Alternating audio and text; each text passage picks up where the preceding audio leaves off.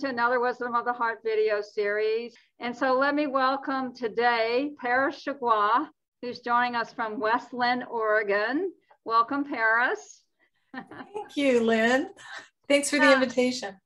It's an honor to have you again. And today's topic is going to be focusing on the Second Treatise of A Course of Love.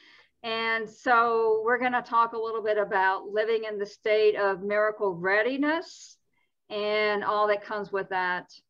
And so Parris is going to start us off with a couple of lines for A Course of Love, and then we'll go from there.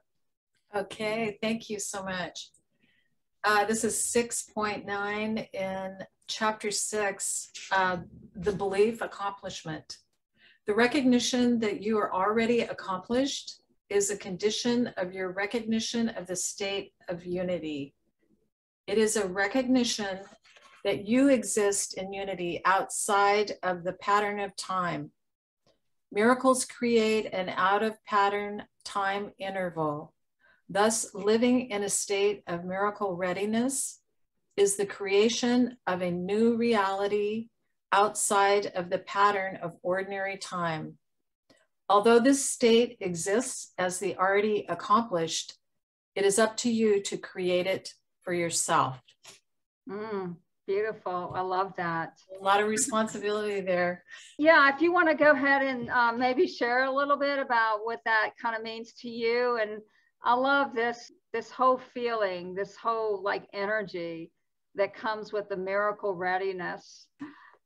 It feels like the Course of Love is consistently addressing that the time of learning is over. Mm-hmm. And so we're asked to, enfold our mind into our heart, into a state of wholeheartedness. The heart being the permanent, the absolute, our natural state, and the mind now is in service of the heart. And it's all based on that evolution in the creation of the new. Mm-hmm. Because in the creation of the new, we're called to create as God creates. And in the state of God, there is no time, and there's no judgment, and there's no thinking and planning, which as a human being, we feel like we don't even exist unless we've got our day timer, unless we're returning phone calls, and we've got, a financial plan, and everything is organized. The house is clean, your car is serviced, and you're good to go. You are, you're golden. It's a whole different way of living in the world. And it's called the elevated self of form. When you make the decision, it doesn't mean you're better or more holy than anybody else. It's like we are all brothers, and it's up to us to make that decision. And once we make that decision to receive who we are truly, mm-hmm. then it shifts everything. Time begins to collapse. Experiences begin to come through. Mm-hmm. Your reactions to other people and judgments from other people soften. And nothing is as big a deal as you thought it was in the past. Yeah, I love that. I just wanted to clarify, for our viewers and listeners out there, that sometimes planning is needed. Like practically speaking, like I have a appointment today to record a video, or have a doctor's appointment tomorrow. But when I'm living from the heart space, which is just, as you said, I love that. Mm-hmm. The mind is resting in the heart is where miracles flow. Yeah, and it's, you know, one thing about this, the Course in Love in this particular, the beliefs, I call them, because there's 6 chapters in the Second Treatise that start out with the belief accomplishment, the belief giving and receiving is one. The belief no relationships are special, and there's 6 chapters, and they're just one after the other corrections in the pattern of the thinking mind and the pattern of the world as it exists in physical reality, and breaking, just completely shattering through disbelief the beliefs. We're now dropping the belief in the false world, and we're accepting the pattern of truth. And when that happens, then the elevation of the self of form happens, which is like the Enchristed being, when Jesus was resurrected. We can do that, you know. It's like your time as the caterpillar has expired. You are now accomplished. You're now the butterfly, if you use that metaphor.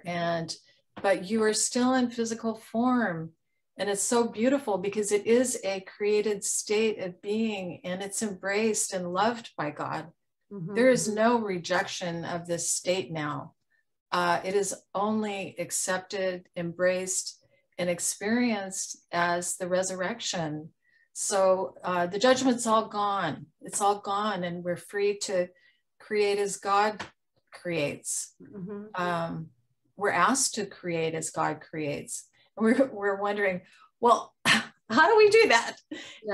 What we're doing is just in the dark, you know, figuring out through our hearts instead of our minds, through experience, what is that new language? You know, we speak and we listen with our eyes and our ears, but now there's this new language coming through of intuitiveness and having experiences with in altered states of being, and mighty companions that could be in the unseen realm, that now we're communicating in different ways.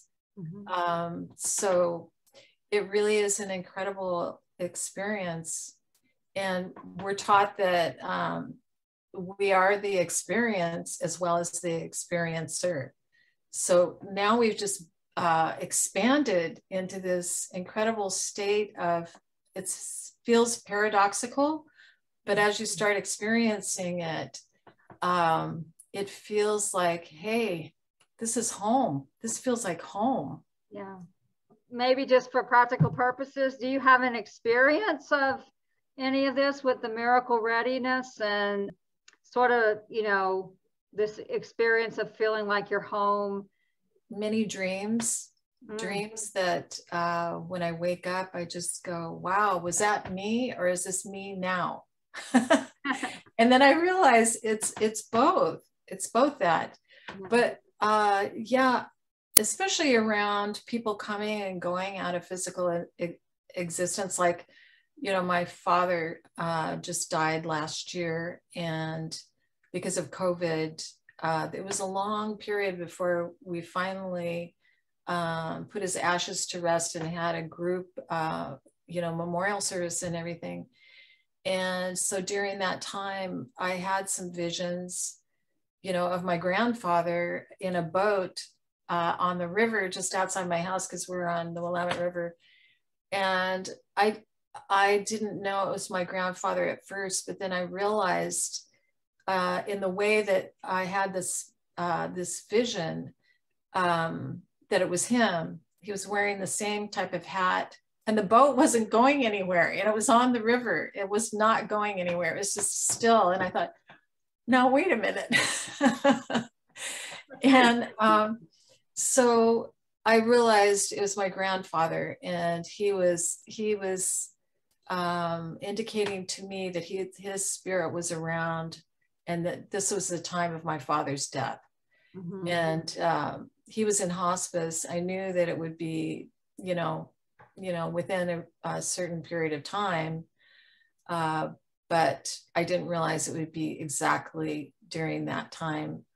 And he came 2 days in a row, and my father died right after that. Oh, wow. Yeah. So it was just so, I feel like some of these experiences that we have are such an embrace for us, because it connected me with my grandfather from way back, and connected my father and myself three generations together, and validated the dream of being in this world, having this experience, being the experience and the experiencer. It felt like I was in harmony. That's the feeling I had, and it was such a gift. It had great meaning for me, and I feel like these states have great meaning to the person who experiences them, more than if I tell you. I don't know how much meaning it would have to you, but hopefully by communicating it, it will validate your own, whoever's listening to this, your own experiences. I had another experience one time too, where this happened, like a holy instant, hiking with a friend of mine. We had been hiking all day. At the end of the day, we just like fell down on these rocks that were near this creek. And it was one of the most amazing experiences. I think it was because only I was in a state of surrender. I was so tired, I just let go, and everything shifted. There was no time at all. There was no past, there was no future. And there was this overwhelming peace that came over me. And then my friend that I was hiking with turned to me and said, just out of the blue, and it was like a reflection for me. He said, out of the blue, there's no time here. And all I could say was, I know. It says in A Course in Miracles, when miracles do not occur, something has gone wrong. Yeah, I think the Course in Miracles set the groundwork so nicely for the ACOL to come in afterwards. And Jesus, was the source of both of the books. But one of the first lessons was like, look around the room. Everything you see in the room, it doesn't exist. And the only reason why you're seeing it is the belief you put into it. You believe it, you're going to see it. And we have created an amazing world based on belief. And so if we have created this amazing world based on our belief, imagine who we really are. Imagine. And we can only imagine in this state. So that the more we release this state, that keeps us in the physical form, we realize that we are God, and that we are God having a human experience. And because of that knowing that we are God having a human experience, now we are the experience and the experiencer both, which is just so enlivening and so verifying of who we are. We're amazing, but we don't have to be stuck in time. That's where the pain comes from. That's where the ego comes from.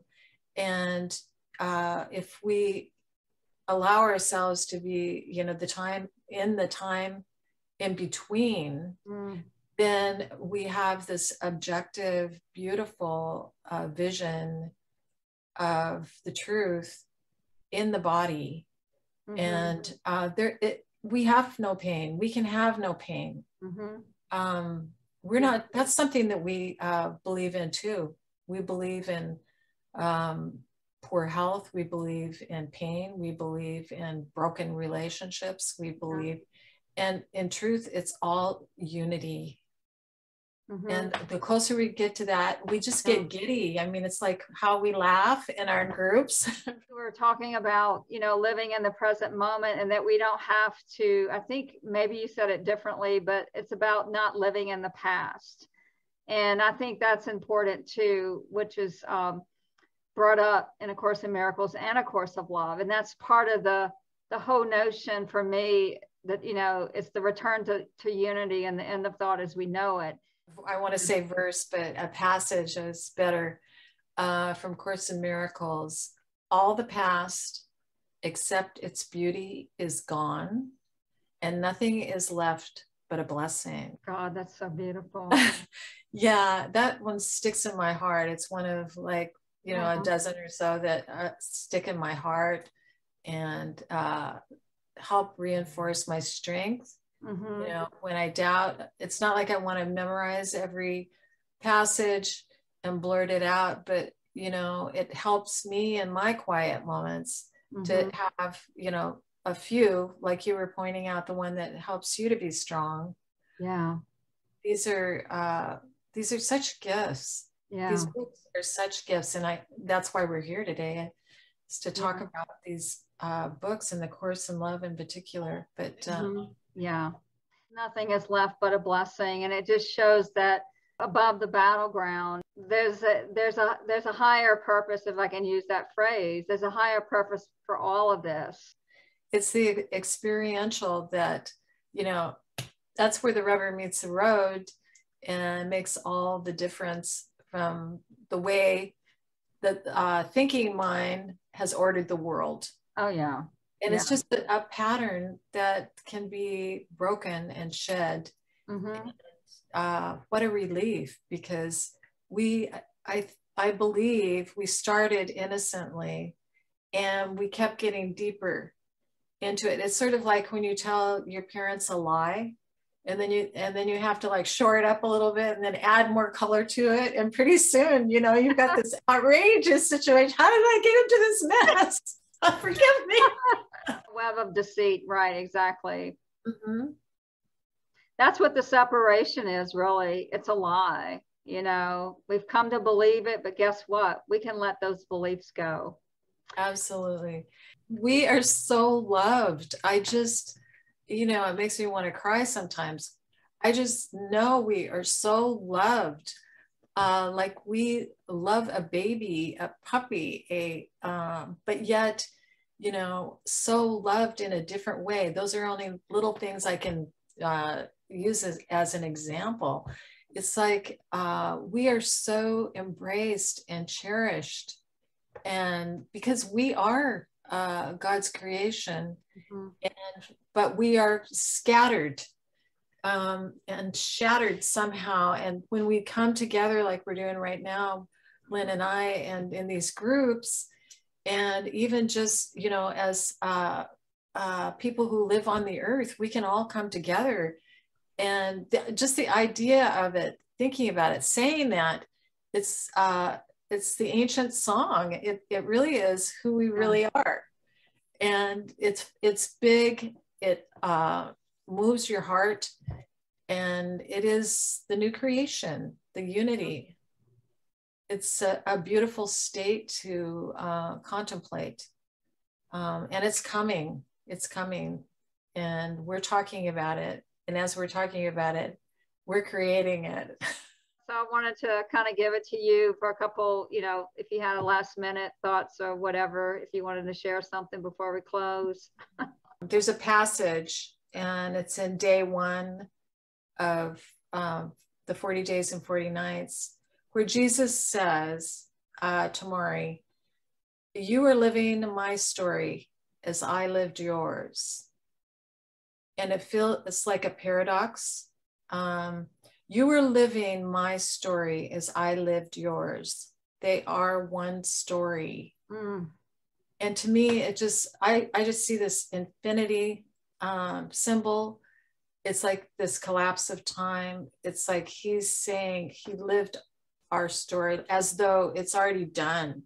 Oh, beautiful. The time is over. Yeah. The past is gone. And we're just like the aftershock of that creation. And it helps me to realize that time is so relative, and to not get caught up in it. Just go with the flow, allow this to be, let it be. So thank you for your beautiful expression and all the love that you've shared here. Thank you everyone for watching and listening, and peace, love, grace, and blessings to all.